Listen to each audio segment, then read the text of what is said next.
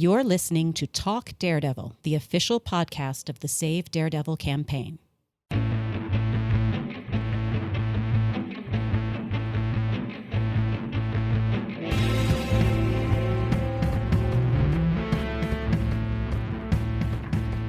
Hi everyone, welcome to another episode of Talk Daredevil, the official podcast of the Save Daredevil campaign.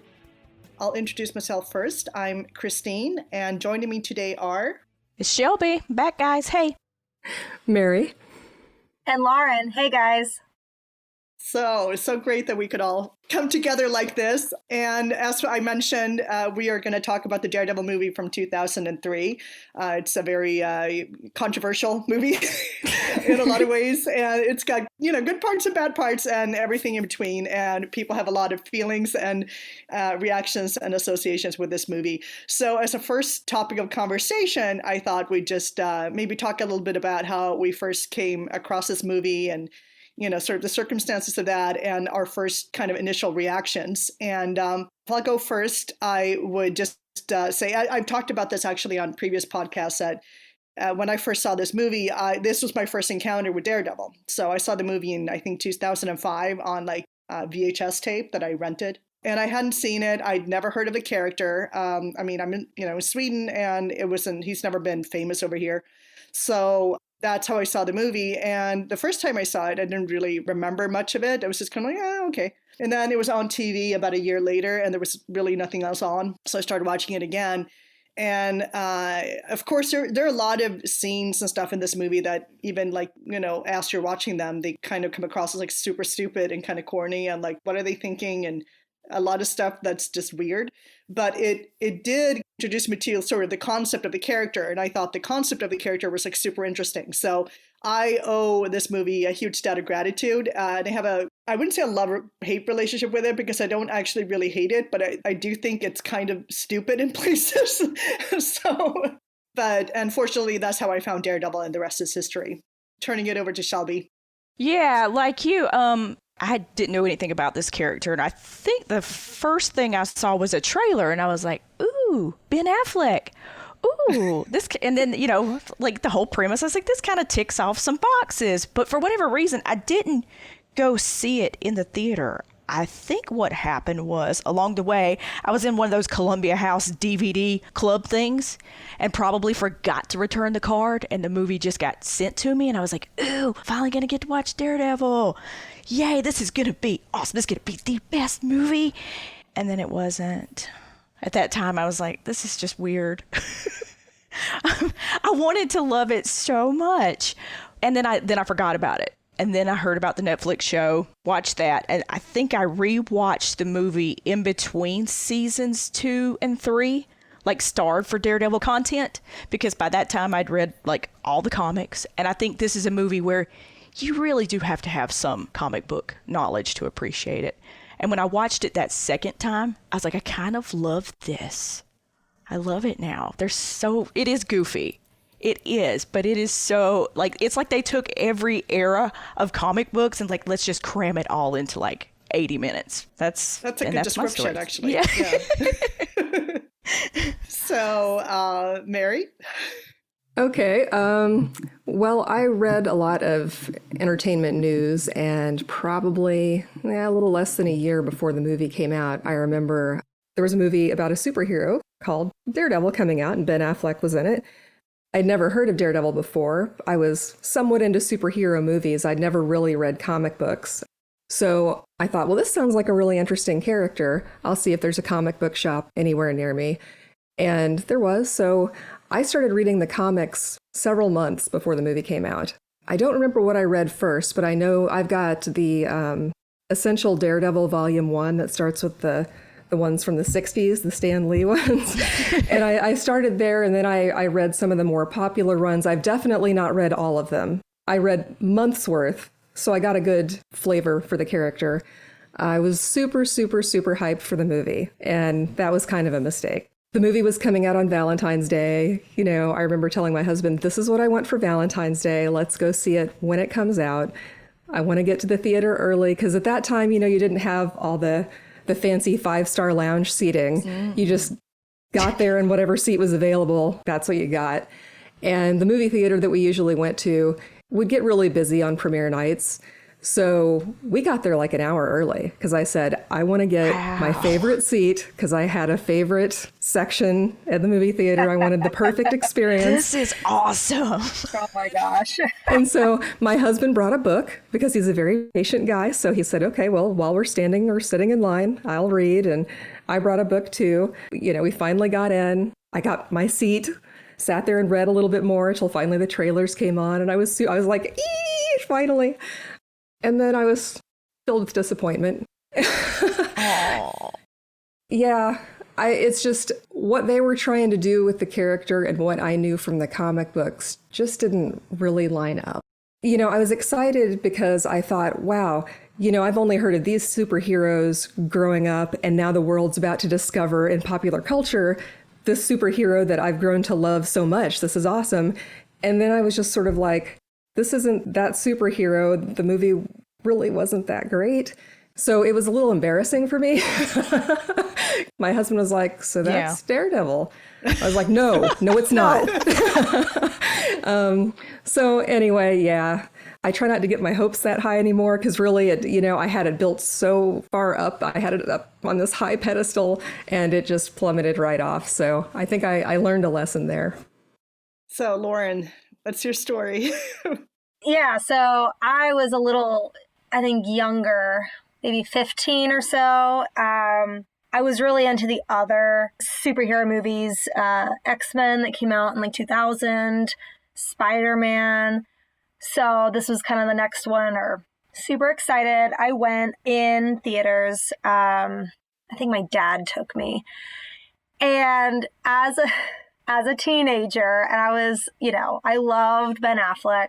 I loved the movie. I knew nothing about the character or the comic books.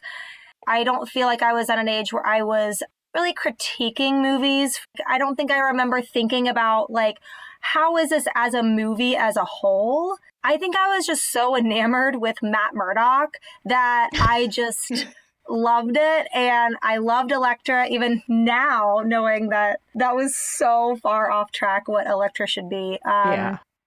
So I actually really liked it. And I think I took my mom to see it. God bless her soul. She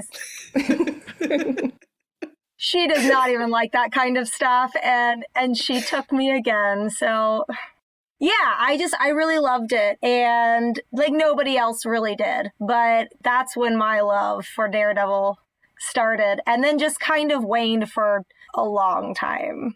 That's such a great story. I love that we have the entire spectrum of reactions here. Yeah. Although I would say that I think for both me and Lauren, it's like going into it, not knowing anything about the character definitely helps. Because if you're not, like, I rewatched it just earlier, just for recording this episode. And of course, I've seen both the theatrical and the director's cut many, many times.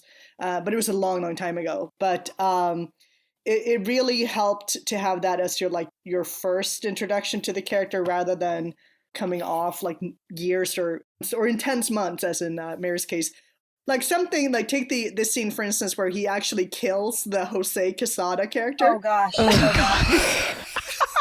I mean, that's mildly shocking. And it's one of those things that when you're watching the movie and like at the end, it's like, well, he's still kind of, he's a murderer running loose here. So that's kind of a plot thread dangling that we don't really want. But killing is bad, boys and girls. Don't do it. But it was not, I didn't know that was like antithetical to everything the character represents. So, of course, that would have been upsetting. Yeah. Well, I know the movie was supposed to show growth because later he was going, I'm not the bad guy. But now I haven't seen the movie for a year or so, but correct me if I'm wrong. When they were in the little cafe and he was talking to Foggy, didn't Foggy say, we've been hearing about this guy for years? Mm-hmm. So in other words, Daredevil's probably committed more homicides at this point. Okay. So it took him a few years to finally grow and realize he wasn't the bad guy. Yeah. Yes. Yeah. And well, I mean, did Daredevil really like murder him, or did the subway murder him? Oh, he did. He totally murdered him. No, now we're See that light at the end of the tunnel? It's not heaven. It's the sea train. If I give you a glass of water with some poison in it and I present it to you and you drink it, was that suicide? And not only that, he must have gleefully found some kind of fuel and in a perfect font put DD on the subway platform. Oh, you love it. No, love I remember. Yeah. Oh, I remember thinking even at the time, I'm like, why did he do that? That's like, number one, he's incriminating himself. Number two, like, how did he do that? First, like logistics, like how do you find the time? Where do you get the gasoline? He wasn't carrying that. And also, I mean, he's still like blind. So, I mean, of course you can smell where you put the first D, but then like the second D is going to go to the right place. And, yeah, it's going to be all like and run I know together. That his senses are supposed to be really disciplined, because I was thinking just the smell of that stuff should drive him bonkers. And I'm like, wait a second, this is the same guy who sleeps in a sensory deprivation chamber in the movie. So obviously he doesn't have control of those senses. Yeah. So yeah, again, what's he doing with gasoline or whatever that is? Yeah. It sounds like Shelby wants to talk about the sensory deprivation. Where did that? Why? Where did that come from? It didn't come from the comics, as far as I know. No, that's what I was going to ask Christine. I was going to sleep all night in those. Yeah. But like, really, like, how does that science work? He's got super heightened senses. Does that sensory deprivation chamber do anything at all? Oh yeah. It totally does. It totally does. No. It totally does. And that's actually the thing that one of these days I'm going to force you to listen to a post on it? Post or like an episode of my own podcast, or maybe this one talking about the senses stuff. Yes. But yes, it actually does work, because that's the thing. It's often annoyed me about how Daredevil is like sort of written and represented. It's often presented as if his hearing is infinite, but it's not. That's impossible. Not because of his hearing, but because of the physics of sound. Mm-hmm. Okay. Yeah. Sound doesn't penetrate indefinitely. However, if you put, encase him in like lead, he's not going to be able to hear through that. No way. But I was like, can he hear his own body? Can he hear the water? Yeah. That should kind of work. Absolutely. Yeah. And normally with sensory deprivation chambers, aren't you supposed to only spend a certain number of hours in there, not actually sleep overnight? In those things, because actually he was popping a whole lot of like pain pills and stuff. Oh, those were opioids. He was like taking 3 different opioids. He could have been drowning in there, I know, because that can slow down your breathing, and but like that, and he's in water. I mean, And I was looking up sensory deprivation chambers, and like they said, short-term sessions are conducive to relaxing, and meditation, which apparently that Matt Murdock didn't do. Yeah. But it said an extended or forced sensory deprivation that can result in extreme anxiety, hallucinations, bizarre thoughts, temporary senselessness, and depression. And I'm like, he does have some of those problems. Yeah, that explains the depression. And you know what? If he's out most of the night, maybe he is only spending a few hours in there. Maybe he only sleeps a few hours a night. But still, that was bizarre. And he must go through a lot of salt. That was an awfully small drawer, unless all those drawers were full of the salts to put in the... How much do they cost? Thousands. Yeah. You have to have a loan for those things. It's like buying a car. Also, keep in mind, his entire setup, he had like a separate room with all the equipment in it. So I think he's willing to spend some money on this particular lifestyle, is what I'm saying. But that's what another thing I wondered, though, because where is this money coming from? He gets paid in fluke. Yes. Yeah, right? And they never explain that. And he's got this whole inner sanctum thing, this emporium of Daredevil costumes and weapons. And who's making this stuff? Yeah. Yeah, there's so many questions. It's amazing, though. And it's a relative, the theatrical cut's pretty short, so there's not a lot of time for them to explain anything, so they don't even try. But it's just weird, a lawyer not making any money having this fancy, he touches the wall and these panels open, kind of pivot. And I'm thinking, he didn't build that. No. Who built that? Wait, so does the what have I missed in the director's cut? I don't know if I've watched. You missed Coolio. There's a line in the theatrical cut that doesn't make sense until you watch the director's cut. I don't remember what that line is, but it has to do with Coolio's storyline. Yeah, there's Coolio, and I would not say it's a highlight of his career, but he's in there. So, Lauren, you were about to say something. Oh, I think I was just going to say that the director's cut makes the whole movie just flow better. And maybe even the whole storyline of like Lisa Tazio. Like, I feel like there's some things there that make more sense with the director's cut. So I feel like when I finally got the director's cut, I was like, oh wow, this is a better movie than it was in theaters. I feel like by the time I got that, I kind of understood that Daredevil was not a great movie, but I still loved it. No, the director's cut is, it's still not a great movie, but it's a vast improvement over the I always say it brought it up a release. letter grade. Like for me, it brought it up a letter grade. Yeah, definitely. Yeah. What did this movie do at the box office? Does anybody know? Like back in 2003, like what was a box office? Was it a hit or not? No, I don't remember. No, I don't think so. I don't think they probably made the money back, but I mean... Well, think about what all it tries to cover in this movie. You get the origin story, you get Kingpin, you get Bullseye, you get Elektra all in one movie. Oh, yeah. Yeah. Okay, so it made almost 180 million. Yeah. Okay. And its budget was 78 million. Yeah. Okay. So, In 2003, though, I feel like that was pretty good. Yeah. It might have been. I don't know what else came out in 2003, but I mean, it was before now we have so many superhero movies. Now we have billion-dollar movies, yeah. Exactly. And I think at the time, it was probably, also coming out beginning of the year. Okay, Valentine's Day, but it's not a huge, probably doesn't have much competition in February. Am I right? I don't know, but it probably did okay at the time. I think that's, yeah. So it made 180 million? The same year, X-Men 2 came out, and it made 407 million. Okay. Okay. So I feel like by that point, juxtaposed against X2. It was critically slammed, too. So obviously it didn't have a great reputation right out of the gate. So moving on to some of the things that maybe we liked about the movie, especially when I hear maybe from Lauren what some of your favorite moments are. One thing I'll say right away is that I love the score. Yes. The score by I don't know how you pronounce it, by Graham Revell is fantastic. It's still one of my favorite scores of on any movie. I have it on my Spotify playlist.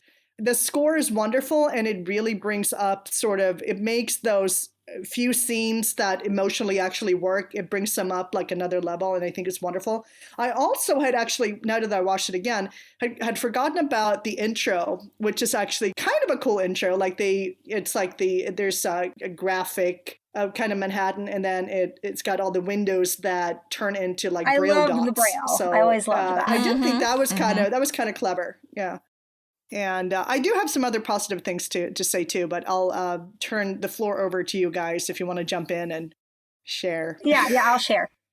So at the beginning, they only have, 2.5 hours or something. I'm not sure how long the theatrical release was. Oh no, it was an hour and a half, a little over an hour and a half, I think. Wow. Because that was back when we were keeping movies down to 90 minutes in general, especially PG movies.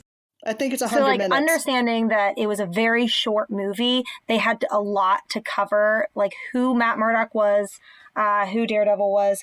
I should preface it by it's very in your face, but they didn't have a lot of time to be subtle. I loved all of the things they used to highlight that he is, in fact, blind.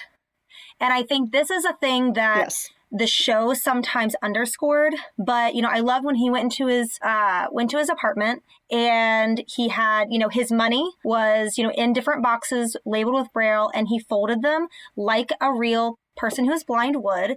He had his suits and stuff with Braille tags. I'm trying to think of other things that he would use that were realistic, but I love that they just kind of use some really obvious things. It was kind of in your face, but I feel like especially in 2003, a lot of people probably just wouldn't even know that this is how the blind community would do stuff. And no, I just like that aspect of it. They didn't try to whisk past it. Even I feel like a lot of the runs did, the comics did, where they didn't really want to talk about the fact that he's actually blind. And sometimes I feel like you're reading and you're sitting here thinking, oh, you kind of forget that he's blind because he's so good at everything. Yeah, that's kind of been my issue with 85% of Daredevil comics history. So even when I've loved it, it's been it's something to maybe like get back to, in a different context. But I agree 100%. But on that topic, I do love the radar sense in the movie, and I think it does a much better job than the show does. The World on Fire, for the record, did not work. It is the worst thing to come out of that TV show that was otherwise excellent, but it just does not work. Yeah, I'm glad they only did it once. I suspect part of the reason they only did once was because it was maybe when they were looking at it, were like, it doesn't really work, because it doesn't explain anything to anyone, and people are still like super confused about how he does anything. Whereas I think in the movie, and I'll actually specify which parts of that I appreciated, because of course you have the sense that like sound itself is his light, quote unquote, metaphorically speaking, and that bounces off objects and everything. But you also get the nature of sound in that it is very ethereal, sort of, it's there one second, gone the next. It's like a flowing thing. It's not a constant thing. It's like, so sounds kind of bounce off each other. Then you get a new sound that kind of blankets out the sound that was there before. And it really kind of speaks to the physics and nature of sound in a way that, didn't get close to in the show. And I really do appreciate that. I mean, of course, there's some like ridiculous aspects too, like the whole thing in the rain. Even though, it's been said that, of course, if you're inside, if you're standing in like a greenhouse or something and there's light falling on top of that, of course, that would give a blind person a great sense of like the space they're in, because you would actually hear the walls in a way.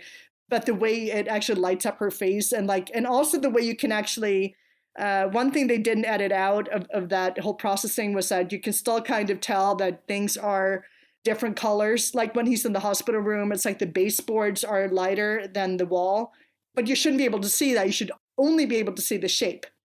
I could nitpick that forever, but basic rule, I loved the approach and how it was tied into his sense of hearing, and how it makes sense that he would be overwhelmed by certain sounds and how he would be disoriented by certain sounds, which actually does tie back to the comic, I think, in a really sort of effective way. So that's the one I think I wouldn't say 100% spot on, but like 85%, which is high marks coming from me. Yeah. I'll underscore that. Yeah.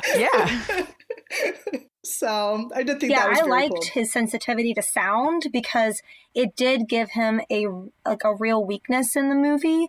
Something that I don't feel like they really touched on much in the show was his sensitivity to sound, which I feel like I would have liked to see a little more of that.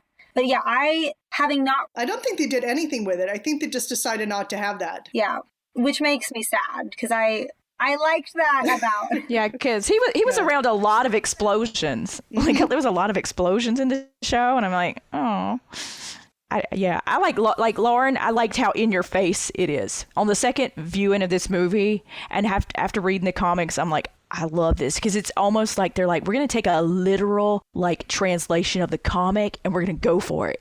Like for you, like the scene where Elektra's like fighting the sandbags. Can't you just see that on a page somewhere? Like that is so comic booky to me, and just using all the comic book writers' names. Oh yeah, things like that. Yeah. Even the goofy stuff is like stuff you would read. Yeah.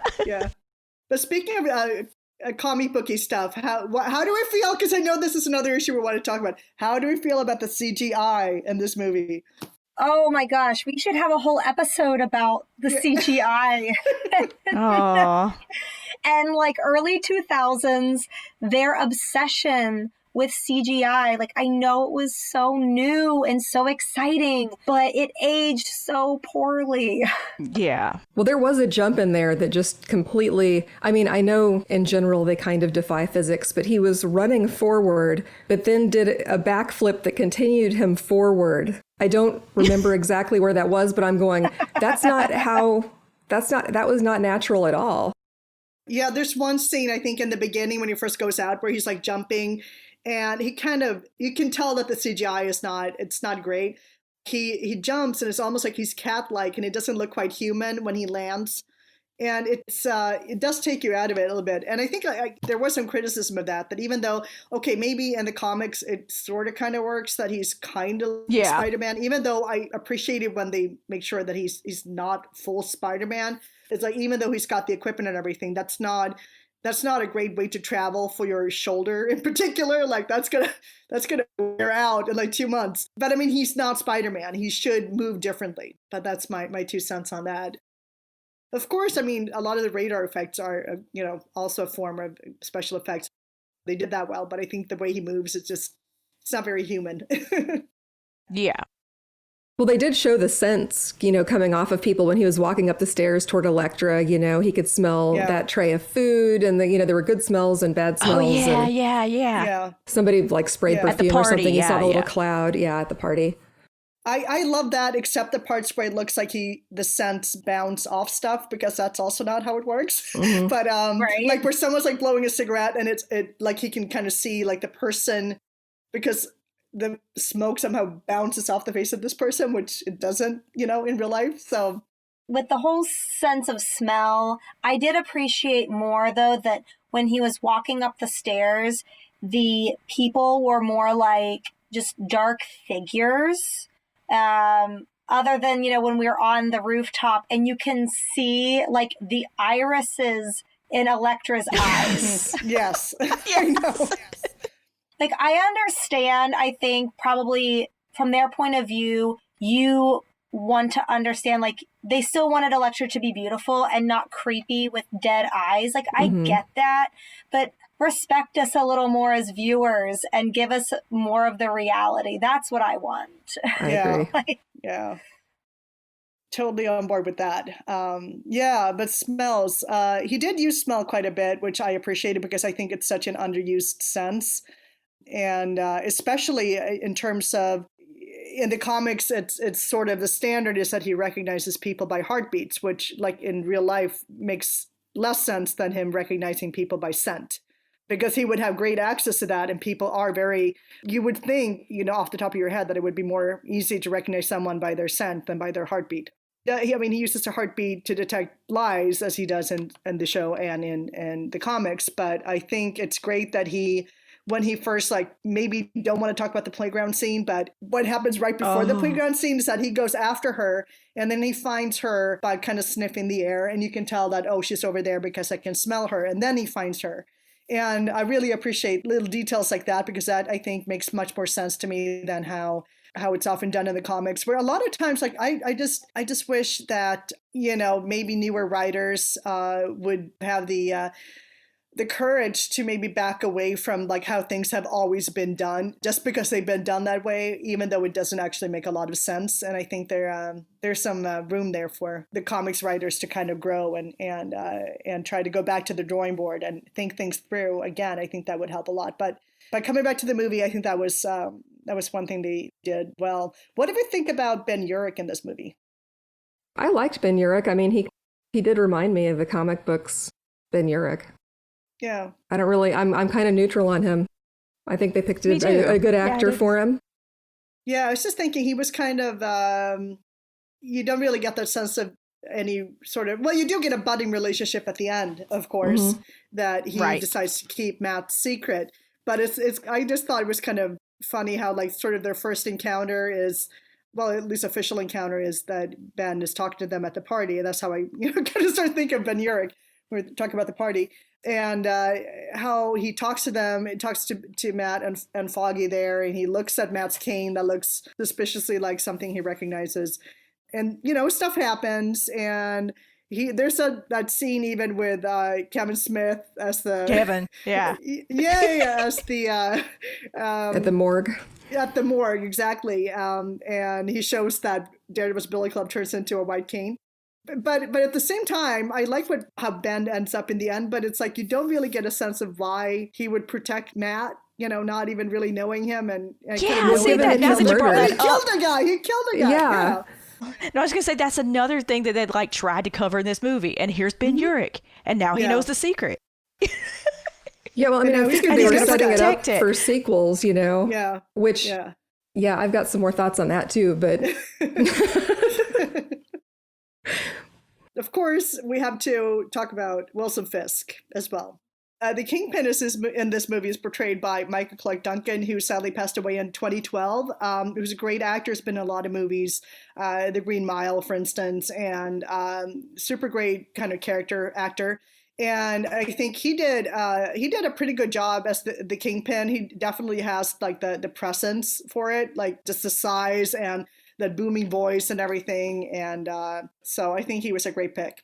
Same. I loved it. I loved him too. Very comic booky. He didn't have a lot to do, like a lot to chew on. No. They didn't give him a lot, but love him. I loved his office with all that water. That was great. Yeah, it's like I think we're noticing that like if we're going to talk about the different characters, like there's so not much to talk about because this movie was so short, and it was doing so much and so many different. But I will say that I do kind of love the crazy Irishman take on Bullseye with Colin Farrell. Me too. Like his introduction scene and to that like rap song. And then when he kills the woman on the plane with a peanut. Yes. That is a classic scene. Yeah, I enjoyed it. Yeah, because Bullseye's crazy like that. That's who knew, like from the show, that we needed this grounded version of like Bullseye. Yeah. Which, like, and then I love this Bullseye. Yeah. I know I'm probably like by myself, but. Oh, he was really entertaining. I didn't like Bullseye from the comics, so this was a little bit of an upgrade. This one was a little more fun. Yeah. Although the Bullseye like etched into his forehead, I thought was a little strange. He can't really go incognito unless he's wearing a beanie or something. Yeah, it's love it. It was there to remind you he's Bullseye. Yeah. And he takes it very seriously. He does. Mm-hmm. When he was fighting Elektra, and he whistles and is like, "Hey, orphan," and all that kind of stuff. I thought that was very Bullseye. I mean, I enjoyed that. Yeah, and he discovered Matt's sort of secret, or not so secret, sensitivity to sound pretty easily too when they're fighting in that church, which is another sort of infamous fight scene, where he readily recognized that Daredevil has this sort of that he's reacting to the sound and doesn't like it, and so he took ready advantage of that. Where does he even go in the end? Like I just watched this movie and I keep forgetting. Like, does he just kind of scurry off? Bullseye? No, he gets thrown out that window and lands on the car. He's in, like, and then there's that bonus scene at the end where he's in the hospital. Oh, right. He kills a fly with a syringe, right? Like he's gotten a body cast. Yeah. Yeah, okay. Sorry. Yes. Yeah, I wasn't paying attention to that part. It was very quick. Mm-hmm. Yeah. Sorry. Yeah. See, that's what happened. Like, even though I watched this movie like 3 hours ago, some scenes are more memorable than others. So do we have anything else we want to bring up that we haven't covered already? I think we've talked about the census, talked about the radar, we talked about Colin Farrell, we talked about some of the various characters. I actually have on my list the effing flaming double Ds was actually on my list. Yes. CGI jump, sensor deprivation tank, and actually another thing. No, I was gonna say, didn't he like pull a tooth out or something? Yeah, too? I actually have a section in my notes called "The Toll on His Body," and also it's related to setting it up for a sequel because if he's in this bad a shape now. And he's been doing this for years and he's finally learning thou shalt not murder and all that kind of stuff. But he's already got some of the characteristics of like an old man. So the toll on his body, I had pulled out a broken tooth in the shower. At this rate, he's going to look like a hockey player. His dentist is probably wondering what's up. And also, he's like chewing on these pills, and I'm thinking he just pulled out a tooth. That's really got to hurt. And he's gnawing on pills that you normally swallow anyway. He also, when he wakes up in the morning, when he got up, the first thing he did after the lid came off the sensory deprivation chamber, he rubs his temple and pinches the bridge of his nose like he's got a headache. And then as he's getting up, his knees snap, crackle, and pop.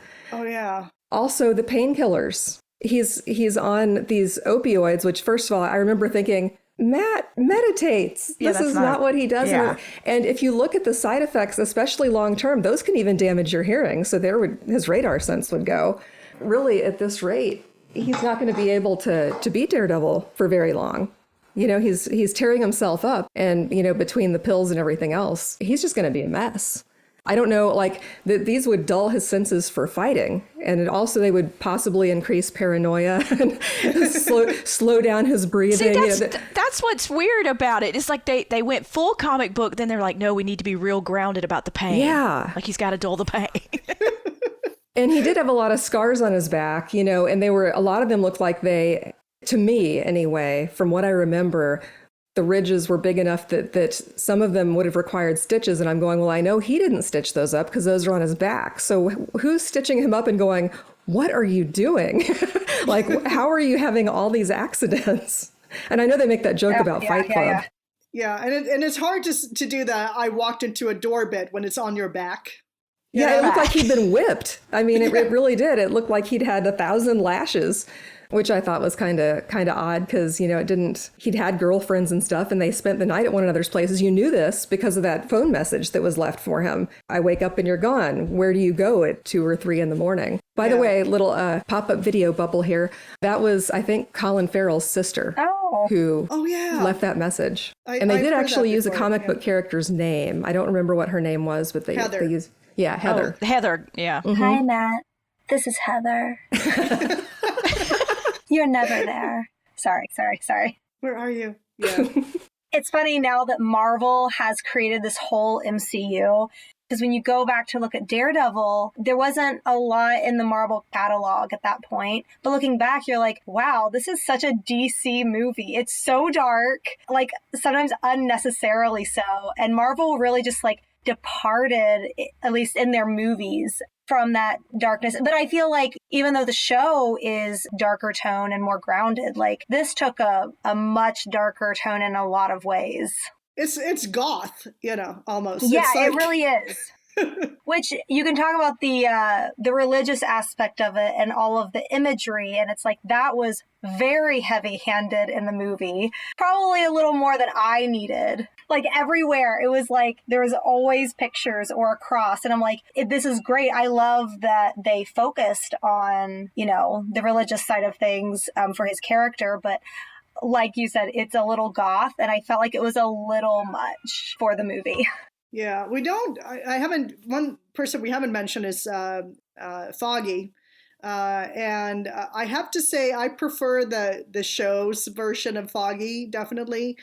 Even though you know, this Foggy gets a lot of there's some humorous Foggy-esque stuff going on in there too, of course. But I mean, it's I mean, he gets cast in that sort of you know, Foggy played by Jon Favreau, who has since gone on to be a whole lot of things in the MCU. Be a billionaire. Yeah, exactly.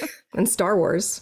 Yeah, so he's everywhere, including the MCU. But he started, well, he didn't start with this, but it was I didn't know him from very many other roles, I think, back in 2003. But I mean, he's there. You get it's a sliver, at least, of comic book Foggy, but you don't really get the depth of the relationship. And I think that's something that you're just never going to get that in a movie this short that has to cover this much ground, no matter the quality of the movie. Almost. I mean, of course, it could have been better, but I think to come back around to the show, I think that's why we advocate so passionately for the character to come back to a television show, because you get all the time to develop the characters and the relationships and everything. And Kevin Feige agreed. Yeah. They had the opportunity when they got the rights back to make a movie, and he said, and according to an article, he said, this would be more appropriate as a series. Yeah, 100%. So and I was pretty happy with Foggy in the movie. I enjoyed, especially the cafe scene. I felt that kind of captured some of their closeness in the cafe scene. And then when he was whining about the money, do you know what fluke is, Matt? I didn't know what fluke was. You know, fluke is a fish. And yeah, I liked it because I thought they got the tone right, even though there wasn't much there. Yeah. They got the tone of their relationship right. I was concerned for a lot of reasons when the show was about to come out. I think because my experience with the movie, I'm like, I don't want this to happen again. Yeah. But I was really impressed with Eldon Henson's portrayal, because I was thinking they did such a good job, in my opinion, for what it was, for this little 90-minute or 100-minute movie back then. And I thought, I really hope they capture that Matt and Foggy relationship, because that is such a central thing. Foggy helps to ground him, and that's when you tend to see the humorous side of Matt. So I'd say that scene where they're in the little cafe before Elektra walks in, and even as she's getting ready to walk out, that's probably one of my favorite parts of the whole movie. I really like that scene. Yeah. Yeah, I can't be mad at this movie because I feel like this is probably the exact same movie I would have made in 2003. This backlog of comics is what I was just going to say. Like, you're like, I want to do this and this and this, and my movie's going to have this. You know, I probably would have made the exact same movie. Didn't the Hulk movie with Eric Bana come out the same year? I think so. Probably. Possibly. And I think that was the one Yeah. that was like the Ang Lee movie. And I remember seeing that, and they were still, I guess, trying to figure out how to bring the comics to the big screen, because there's that one scene in Hulk where the military is coming, and all of a sudden, nowhere else in the movie does this happen, but in that movie, the screen is broken up into panels. In this panel, helicopters. In this panel, like more helicopters. And I thought they broke that up into panels, but none of them gave more information than the others. And it was just that little section. And so I kind of felt like they were still trying to figure out maybe to not make comic book movies so cheesy, but give them that comic book feel. Yeah. That would be so hard. It was. I wasn't sure if they were ever going to get it right, because when the Daredevil series came out, I remember thinking, I feel like I'm in a graphic novel. And the only time I ever sort of had that feeling, and something I watched a long time ago, Sin City, it was based on a Frank Miller thing. They made it very graphic novel-y, although it was very departed from reality, from my memory anyway. But yeah, I felt like in 2003, they were still kind of trying to figure out, we want to make these grittier and stuff, and we want to appeal to the comic book people. We also, want to keep them PG, and they just weren't sure quite how to make that all work together. Yeah, and it's like y'all talked about the CGI just coming into, One thing I wanted to mention just briefly before we I think we're probably nearing the end of this episode, but one thing they actually did in Daredevil Season 2 was that they had a bunch of references to the movie. I don't know if you noticed them or remember them, but I remember writing a post about it at the time. So I'll just quickly cover the ones that were sort of obvious nods to the movie. The first one that I noted was that "Watch it, asshole." It's sort of when Matt and Foggy are walking down the street and Foggy bumps into a woman, he yells that at him, "Watch it, asshole." And there's like a scene almost exactly like that in the movie. And also the way she says it, it's like very super clear, as in like, hey, listen to me, what I'm saying right now, like pay attention. So I think that was a very deliberate thing. And then, of course, speaking of, we were talking about the fluke earlier, but the whole thing about being paid in, in things that are not money. We do have the Nelson and Murdock, like in the second season when they come into the office and Karen is talking about that they have fruit and pie and everything. And this is not something that I have ever seen in the comics, really. So it feels like an obvious nod to the movie. There's also one scene that I will admit is maybe me reading it too much into it, but I do think that the scene where Matt is going through his wardrobe and picking out the suit to wear for the funeral is very reminiscent of Ben Affleck doing the same thing in the movie. Even though they could easily have, of course, you could have a movie, or a scene like that. Anyway, but I did think it was quite similar. There's also a love scene in the rain, which is like a very different one, but it is a love scene in the rain. There's also the ballroom scene, which is this is how I described it when I wrote this post. In the flashback to Matt and Elektra's first meeting, there's a scene detailing Matt walking across a busy room to find her at a party that is very similar to the scene in the Daredevil movie where Ben Affleck's Matt finds Elektra, then played by Jennifer Garner, at a formal event. While it doesn't use the same blue radar effect as the original, the sounds and other effects are very similar, as is the camera position and general sequence of events. Again, I could be reading into it, but I do think it seems like they are playing with some of the scenes. So, and then there's also a reference to Fight Club, too. It's obvious that there's several little details like that, makes you think that they wanted to make little nods and references to the movie, which I thought was kind of fun. I like it when they do that, at least as long as it's not like too on the nose or anything, but if it's just like a subtle, fun thing, it's fan service. So. Oh yeah, I love it. So can we talk about Ben Affleck for a minute? Can we give Ben some love absolutely. for what he had to sort of because I think he just totally like looked the part, and his love for the character. I just gotta I hate that he gets so much crap for this movie. And I think he liked the character. I think he actually had read the comics because one of the comics that I have, he wrote a foreword in the graphic novel. Oh, cool. Right. From what I heard, he was a big fan of the comics. And also, I think he's even talked about how hard this movie was for him, like afterwards, like the reaction to it and how it turned out and what a disappointment that was. He actually took that pretty hard. Like he too wanted this movie to be something. Yeah, because it was a character he loved. Yeah, exactly. But at least he did get, marry Jennifer Garner after this movie. And of course they've since divorced, right. But that was many years later. And they had like 2 or 3 kids together. So those children would not exist without this movie. So exactly. And he went on to be Batman. He's Batman. Yeah. Yeah, I loved Ben. Yeah. I thought he did great. And even now, like looking back, I watched it last night and, I feel like what his direction was and, what the times, like I do think he gave a good, he was a great Matt Murdock. And I do love that when asked, Charlie has always given Ben praise for his Matt Murdock, saying that kind of like us, like, the movie definitely was not perfect, had a lot of flaws, but Ben really did a good job.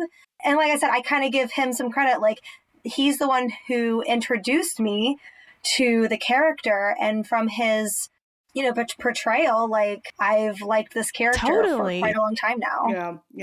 Yeah, I feel the same. If I had not found this movie, I don't know that I would have paid attention when the show came out, Look where we are now. And, I didn't think anybody had really paid that much attention to the movie. It wasn't until I got to meet people through this campaign that I realized how many people came to the comics because of that movie. I had just never met any other fans. Yeah.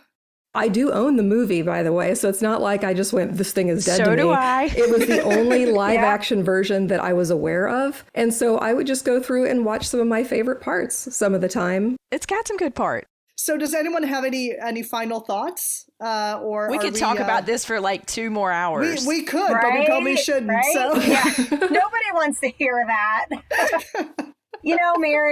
Mary, you mentioned that you like to pop it in and like watch your favorite scenes.